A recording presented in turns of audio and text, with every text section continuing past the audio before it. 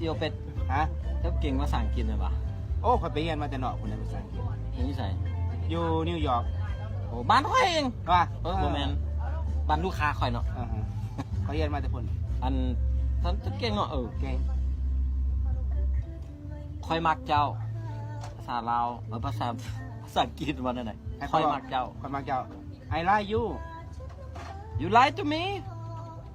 You lie to me I like you เจ้าตัวค่อยป่ะ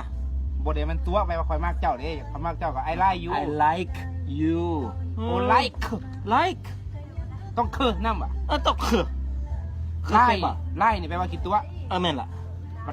like แปลว่ามัก มักมันแล้ว คอยเจ้าเก่งภาษาเท่าอยู่กันบ่ เอาจะกับฟังคอยเว้าเฮ้อ ว่าอ๋อเขาจะสอนภาษาลาวเจ้าเด้อ โอเค เอาเสียง บ่ต้องสอนเขาเก่งแล้ว ว่าเฮ้ยจะมาเว้าเนี่ย ไก่ ฟ้า ไก่ เอก ไก่ ชิคเก้น โอ้ง่ายๆนี่ไก่ ฟีเวอร์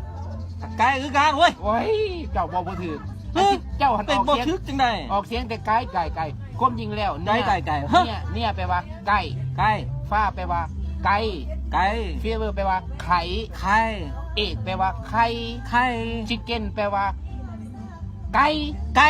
พระเจ้ามีไก่ ตอนนี้มันเป็นไก่ล่ะ ต้องมันมีเอกไม่โทษเด้อย่าง เอา เดียว เอาไม่โทรวะ มันต้องมีเอกไม่โทษเจ้าบอกมีเอกไม่โทษไก่ ขาลาวยากเนาะ บ่ยาก เขาบอกเว้า คื เก่ อง ภาษาอังกฤษแหละ เขาบอกเว้าเก่งน่ะบ่เก่ง ภาษาอังกฤษเนี่ยก็ยังว่าไล่อะไรกันแล้ว แม่นเนาะ three ก็คือกัน there are three อย่างของเจ้า เนี่ยยากเนาะ เนี่ย